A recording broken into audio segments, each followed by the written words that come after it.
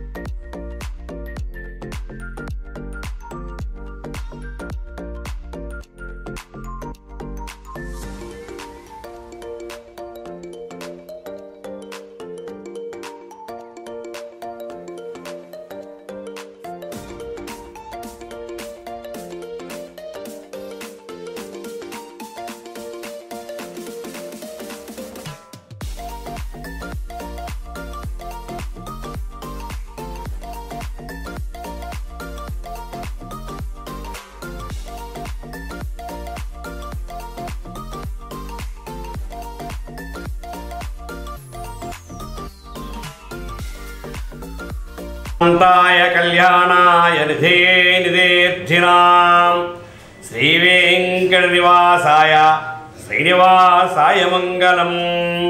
జై శ్రీమన్నారాయణ. మన భద్రాచల క్షేత్రంలో సీతారామనగర్ కాలనీలో వేంచేసినటువంటి శ్రీ కళ్యాణ వెంకటేశ్వర వారి దేవాలయంలో కార్తీక మాసం ఏకాదశి శనివారం సందర్భంగా భక్తులు అధిక సంఖ్యలో వీచేసి మరల 365 వెలిగిస్తూ స్వామివారి దర్శనం చేసుకుంటూ అష్టోత్తర శతనామావళి పూజ జరిపించుకున్నారు. మన ఆలయం తరపున 2015లో ఇంటింటా కళ్యాణం ప్రతి ఇల్లు శ్రీనివాసం అంటూ కోరిన వారింటి వద్దనే కళ్యాణం చేయించడం జరుగుతుంది. ఆ విధంగా స్వామివారి కళ్యాణాలు ప్రారంభించి మరి ఈ సంవత్సరంకు ఈ 2025 సంవత్సరానికి 10 సంవత్సరాలు అయింది. అంతేకాకుండా మరి నిన్నటి రోజున స్వామివారు 200 కళ్యాణాలు చేయించుకోవడం జరిగింది. ఒక కళ్యాణం 2 కళ్యాణాలు చేస్తేమో లేదో అనుకున్నాం మేము. ఏదో భక్తుడు కోరుకున్నాడు, అయ్యా మరి ఇళ్ళలో కూడా చేస్తే బాగుంటుంది కదా అన్నారు. ఆ విధంగా మనం సంకల్పించి ప్రారంభించాము. మరి అది 1-2 కాకుండా 100 దాటింది. 100 తర్వాత మరి ఇప్పుడు 200 కళ్యాణాన్ని నిన్నటి రోజున స్వామివారు దిగ్విజయంగా మిగిల్చుకున్నారు. ఇంకా భక్తులు ఎవరైనా కోరుకున్నట్టయితే కళ్యాణాలు చేయించడానికి కూడా స్వామివారు సిద్ధంగా ఉన్నారు కనుక భక్తులు ఈ సదవకాశాన్ని సద్వినియోగపరచుకోవాల్సిందిగా కోరుచున్నాము. అదేవిధంగా ఏదో స్వామివారు చిన్న ఆలయంలో ఉన్నారు. ఒక మోస్తరుగా స్వామివారికి ఆలయం కడితే చాలు సరిపోతుంది, కట్టుకుందాము అనుకున్నాము. కానీ భక్తులు అందించినటువంటి సహాయ సహకారాలు అభిమానాలతోటి మరి స్వామివారి ఆలయం దేదీప్యమానంగా కట్టుకోవడం జరిగింది. చాలా అద్భుతంగా ఎంతో విశాలంగా కట్టుకోవడం జరిగింది. మరి ఇదంతా కూడా భక్తులు అందించినటువంటి సహాయ సహకారాలతోటి కమిటీ వారు నెరవేర్చారు. భక్తులందరికీ కూడా మరొకసారి కృతజ్ఞతలు తెలుపుకుంటున్నాము. మరి ఈ కార్తీక మాసం మనకు చివరి రోజులకు వచ్చింది. మనకు వచ్చే నెల డిసెంబర్ 16 నుంచి ధనుర్మాస వ్రత మహోత్సవ కార్యక్రమం ప్రారంభం కానున్నవి. భక్తులందరూ కూడా గత సంవత్సరం లాగానే ఈ సంవత్సరం కూడా ధనుర్మాస వ్రత మహోత్సవంలో పాల్గొని శ్రీ గోరామవారి మన వెంకటేశ్వర వారి పాత్రలు కావాల్సిందిగా కోరుచున్నాము. జై శ్రీమన్నారాయణ. జై జై శ్రీమన్నారాయణ.